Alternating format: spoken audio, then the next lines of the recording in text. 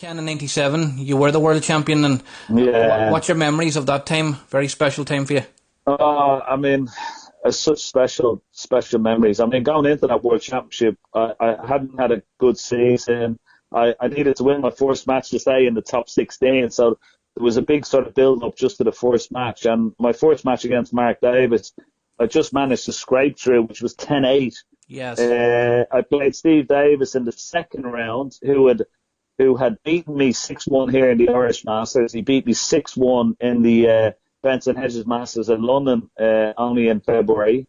Beat me here in March, and then I played him in the second round. And I started, when I won that first match, it's a funny thing, you know, there was like a huge weight lifted off my shoulders because I was more concerned about staying in the top 16 for the following year. It was a big carrot. A big thing at the time, yeah. Yeah. And when I won that match, it was like a huge weight was lifted off my shoulders. And I went into the Davis match a few days later, and I just played carefree snooker, and I played, as well as I've ever played at the Crucible, and beat him. I beat Steve Davis, like he was the legend of the Crucible for all the way through the 80s. I beat him 13-3 with a session to spare. Yeah, you were best. And nobody has ever done that. Nobody ever did that to Steve Davis during this time as a professional. So I was the only one to beat him with a session to spare.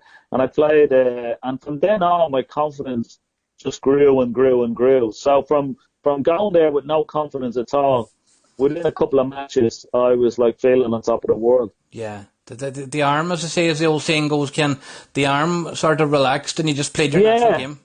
Yeah, absolutely. And then I went into the next match against John Higgins, who was playing out of his skin as well, who was rising up the rankings, with great speed and one of the top players in the world. And I ended up beating him 30-9. I had a cracking match with him.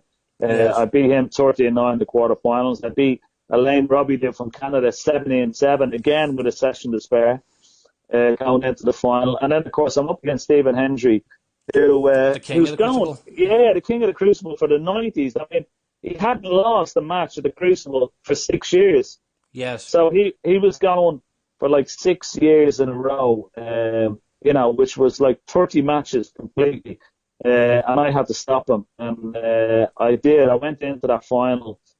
It was funny, like people always talk to you about visualization, but for me, I used to go to bed during the World Championships at night, and I could see myself lifting the cup like Alex did in '82, like Dennis Taylor did in 1985, and they were my huge inspirations. And when I was during that World Championship, I'd go to bed and I dreamt that I could see myself lifting up the cup, giving it a big kiss, and raising it up to the crowd, just like they did back in their day. You believed, and I believed in it. Yeah, and that was the visual moment that I had, and I kept that with me, and it relaxed me completely, and I could just see myself lifting it, and I played the best snooker that I've ever played against, one of the greatest players that's ever lifted his cue. Yeah, you had nothing to lose, Ken, as well, because as you say, you're going in against a man that's, if anything, Stevens under the pressure. Yeah, absolutely. And I mean, nobody, he was a huge favourite from the beginning of the tournament. He was a huge favourite in the final. And but I went out there, Tommy, with a smile on my face. I sort of gave off the impression that I was very relaxed, which I was, but I was nervous as well. Don't get me wrong. Yeah. But I wanted to give off the body language that I was relishing it, I was loving it, which I was. But I wanted to show him that I was loving it. I wanted to show Stephen Hendry that right, I wasn't afraid. I wasn't afraid of him, and I was laughing and joking and smiling and talking to the people in the audience, and I was loving every minute of it. And I think that sort of unnerved him a little bit, and it sort of helped me big time. You savoured the moment. Yeah, I did, absolutely.